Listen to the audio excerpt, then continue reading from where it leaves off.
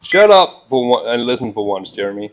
It's an observational science. It relies highly on observing phenomena at specific locations, meaning, well, the location would be the independent variable of observing things. But it is still a science. You know what? I was driving away from my house. Can you repeat that, please? I'm sorry. Yes, I say meteorology is an observational science. It relies on observing things at specific locations, meaning that those locations would be the independent variable. But it most definitely is a science still, as it does explain weather and the forming of weather patterns. So you think it is a science. So you think we're going to do science just by observing? That's all we're going to do. It will be, but no, not by just observing, not by just going out your freaking house and looking at the sky. By observing in specific locations, the location becoming the independent variable. Location doesn't cost, no. Yes, it does. You just saying no is not a denial of what I just said. It's just you presenting incredulity, being pseudoscientist. That's all. What he does, man. That's all he does. That's it. I mean, just face it. You can't go through the scientific method with any kind of heliocentric related shit. That's all there is to it. We're not talking about scientific method. You have no fucking clue when we do science method. When we do science, we're supposed to run through the scientific method. That's how it works. You don't even if know not, you're doing pseudo. By definition, if you don't run through the scientific method and you say you have science, you now have pseudoscience. By definition, you're just quoting some YouTube bullshit that you saw. I'm quoting Oxford and Webster's and Merriam-Webster's dictionary. You quote YouTube. You never read those dictionaries. You never even checked what they say about the shape of the earth.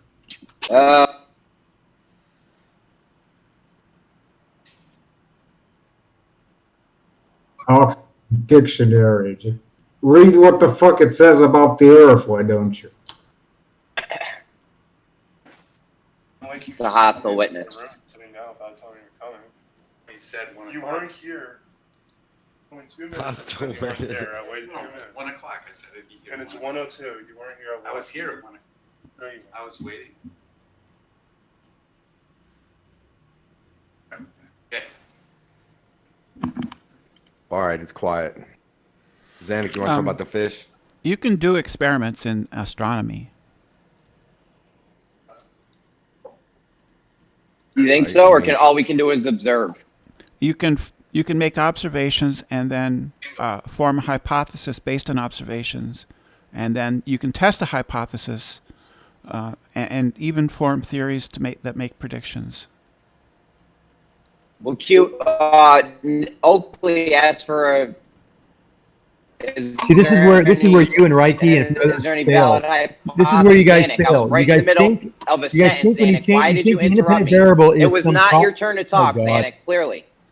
Well, you were I was right in the middle of a sentence. Well, you were roboting, Jeremy. To be honest. Oh, all right. But you were talking also, so.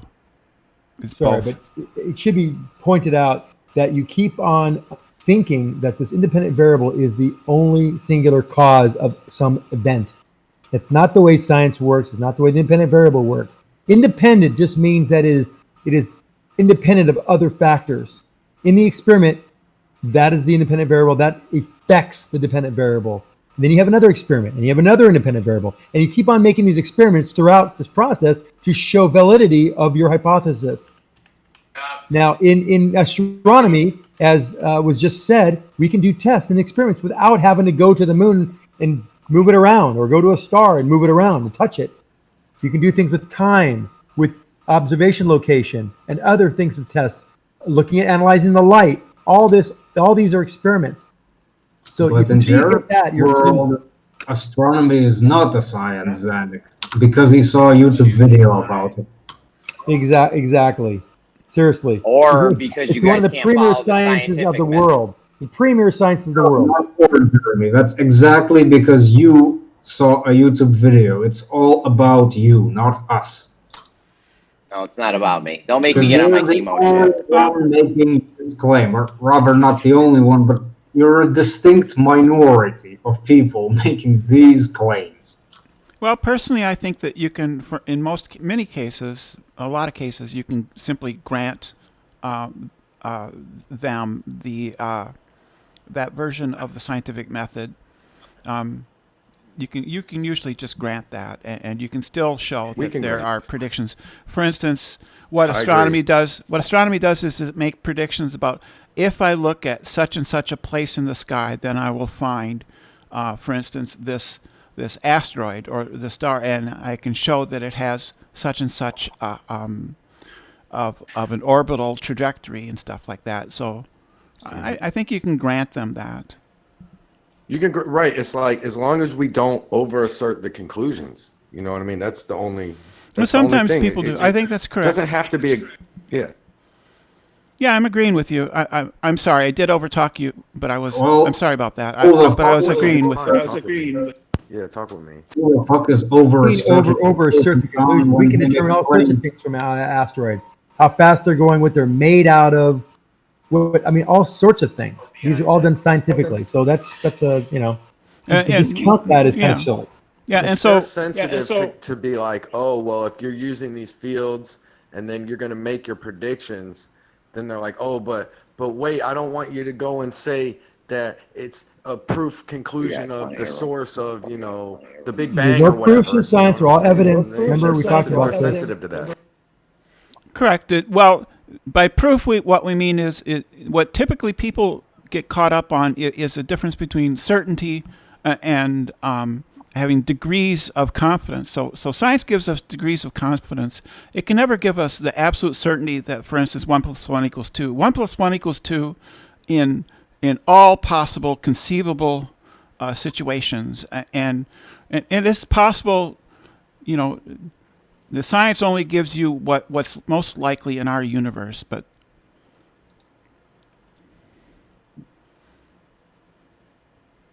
Brenda, you want to talk about your Einstein thing with the solar eclipse? What about it? The Eddington experiment? Sure, that proved, what was it, general relativity or special? I think it was general because it showed that light bends when it's close to a massive object. Yeah. All right, let me just run you through it real quick. We got our hypothesis, right, from Einstein. He gave us our natural observed phenomena and a hypothesis. Now it's time to do the experiment. What they did was they observed a natural phenomena and then said, okay, that's our experiment. No, Jeremy, No, they didn't. They observed. They A natural observed. phenomena. They observed specific conditions. Same as any other experiment. Specific No. conditions were present. No. Yes, Jeremy. Yes. No. Specific conditions were met, and then something happened that confirmed the hypothesis. Yes, something happened. It's called a natural observed phenomena. They went back to step one and said, oh, here's our experiment. Step one, we're going to observe a natural phenomenon. Jeremy. No, let me have this one. Yeah, that's fine. Jeremy, at any time in your chemistry, I believe you at some point mixed two chemicals in chemistry at school, right? Did something magical happen? Or did just the fact of the natural observed phenomena of those two chemicals interacting happen? What was there? Did Santa show up and just make? Well, I made something. I made something happen by mixing the chemicals. I'm doing my experiment now, and I made something happen. Yes. Is that okay? Let's take this to what we were talking about, where they didn't make anything happen. They just watched something happen. No, Jeremy. You're Because seriously. You didn't make it happen. Did you get You're those? highly- Did you make those chemicals, Jeremy? No, you didn't. Came from a Listen, factory. Did you I make did the glass? No, you didn't. Came from a factory. Did you even make the room you were allowed to do this in? No, came from Vary school. the process, though, man. Come on, not- man. You just You know that he incidentally has were more there to capability see it than Don, happen. are you hearing this? Are you hearing this? Come on. I If you made did not, something happen. Hold on. no, you didn't. Hold on. No, Hold Jeremy, on. I no. made some. The factory that made you the know I'm freaking right. chemicals made it happen. You just watched it happen. I mixed two chemicals. I made something happen, and then I observed what happened after. With this How did you Eddington even thing, know those were the chemicals? They were labeled by somebody for you. You have nothing here. I made something happen. I mixed the chemicals. Now, with this Eddington thing, you made nothing happen. All you did was observe a natural phenomena. That's it. You have no experiment. We did make time delayed by putting satellites in orbit, though. So there's that. And also, What do you think that means, though, Jeremy? What do you think it means that he observed a phenomenon? What do you think that means? It means it's not an experiment. If you're just observing a natural phenomenon, Veep, would you call that an experiment? Yes, it depends on how you do it. It Oh, depends on my what you God. record. Listen, don't interrupt me. What's your problem, dude? I'm answering your question. You start making noise in the middle of my sentence. That's because you know I'm right. Because you have no experience in this topic. Because you're acting like an arrogant, obnoxious jerk with someone who's never done it in their entire life. In a room full of people who've been doing it for their whole lives, telling you that you got it wrong, and instead of just listening or being respectful, you make noise in the middle of our sentences. Okay, let's hear how Yes, your natural it's- observed phenomena is. I an just experiment. told you. It depends on what you do, what you record. It depends on how you're approaching, what you're thinking about it. An experiment is not a set of unthinking, robotic actions that must be taken in a particular order. It's an event that you do. It's an attempt to get at truth. At the end of the day, did you gather new information about how the world works? Did you do it systematically? Did you do it in a way that you think is reliable? An experiment does not mean you have to use your arms to mix two chemicals. You can't possibly say, look up at the sky at a phenomena that you expect to be there, and then look at another part of the sky at another phenomena you expect to be there and compare them. It doesn't mean that you can't do that. You can. Good morning. So you think Scott. as long as I observe a natural phenomena and I write it down, everything that happened, and I record it on a camcorder, that all of a sudden it turns into an experiment? I think 'cause that wrote it all down? I think your obsession with playing these formalized rule games is dishonest. It is not about hitting some set of rules. As long as you write it down, it's not like that at all. No, I'm not saying that. I'm not saying what you just said. And the fact that you keep trying to make it these strict, formalized set of rules is the problem. That's what you're doing wrong every time, because it isn't like that. Okay, how does me observing a natural phenomena turn it into an experiment? Well, it depends on what you do with the observation. No, let me try again. It does by controlling the variables. If all the variables can be made the same and you can observe the same, then that is an experiment. Jeremy, you can do looser experiments. They're just going to have looser conclusions. You can still call them an experiment. There's nothing wrong They're not with even it. looser, though. They're not even looser, though. It just depends on exactly what you do. When you say observe a natural phenomenon, that's just observing a natural phenomenon. Okay, we do that all the time. Now, what are you going to do with that data? Do you do something with it? Do you have any interest in it? You're going to form Or a you just record it? hypothesis. You're going to form. Okay, then what? You're going to Then form what? a hypothesis. Then you're going to do an No, experiment. But what's your experiment going to consist of? How are you going to test the hypothesis? Because that's at the end of the day, that's all you have to really do to have an experiment. You just have to test your hypothesis. So how you get the hypothesis doesn't matter. Having the hypothesis, okay, cool. Now you got a hypothesis. What do you do with the hypothesis? You test it. Once you've done that, you're in experiment land. Now, how do you test the hypothesis? Well, you can use observation. You can do some sort of actual actions. You can do all kinds of different ways to test it. But you need to do something. You need to come up with a way of checking to see if your hypothesis is true or false. And if you do that, it doesn't really matter what it looks like. As long as what you've done is come up with a way to see if your hypothesis is true or false. That's the crux of it. That's the truth of it. All the formal stuff that you try to get into, that doesn't matter as much as just, are you testing your hypothesis?